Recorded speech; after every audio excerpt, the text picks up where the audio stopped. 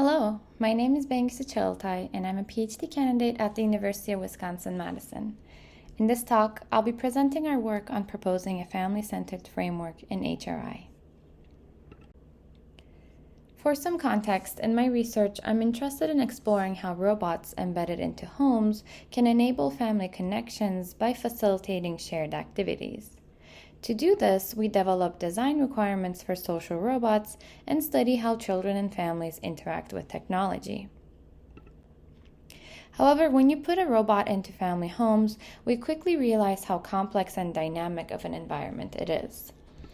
Homes are not just physically complex, but they're also socially complex, including different family members with different needs and roles, and the roles in the environment are not static, as they keep changing over time. So I argue that as we're moving toward more real-world HRI applications, robots need to be designed for the entire family and the physical environment it will be situated in. To give you a little bit more of context, I'll show you an example from a study where we recorded families' experiences unboxing a social robot for the first time. Here you'll see the family members coming in and out, and the somewhat chaotic changes happening in the environment. Here's where we turn them on, and here's where we turn up the volume.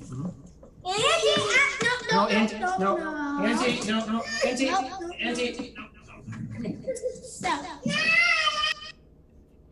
So in this setting, who do we design for? Should we design for the oldest child that's actively engaged, the sibling that's curiously trying to be involved in the experience, or the parents that are trying to manage the situation? Given this problem space, I asked the following question: how can we design and evaluate social robots for families? And mainly the gap in the field is that we have limited guidance on structured methods, theories, and frameworks for studying HRI in a family setting.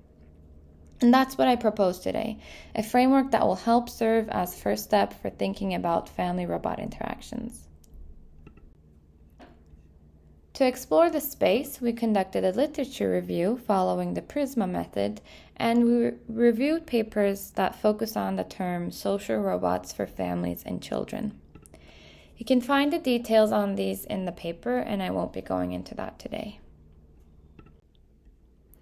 What I want to dive into is the process we followed for developing our proposed framework. For this, we selected a subset of papers that captured studies with children and family members, either as active participants, interacting with a social robot, or situated in a real-world setting. Now let's move on to how we constructed the family-robot interaction framework.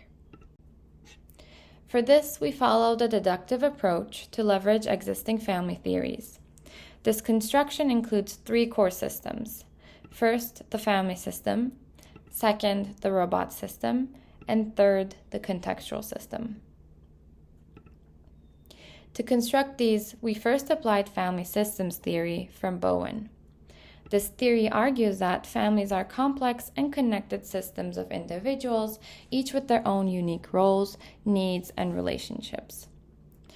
It also argues that any change in an individual's behavior or state will affect the entire system.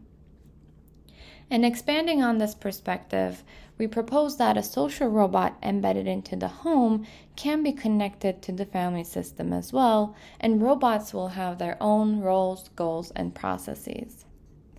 Similarly, any change in the robot's behaviors or state will affect the entire system. Second, we borrowed insights from the family ecological model from Bronfenbrenner. This model argues that several levels of ecological factors will shape interactions and behaviors of family members. These factors might range from macro-level factors to micro-level factors, which might relate to societal elements like politics or culture, environmental factors like media, school, or the neighborhood, or interactions within the immediate surroundings between families and robots in the home. We bring this perspective to our framework by proposing a contextual system, which captures the physical environments that family-robot interactions take place. I argue that understanding these ecological factors are necessary to understanding how robots function within families. Next, let's explore ways in which we can operationalize this framework.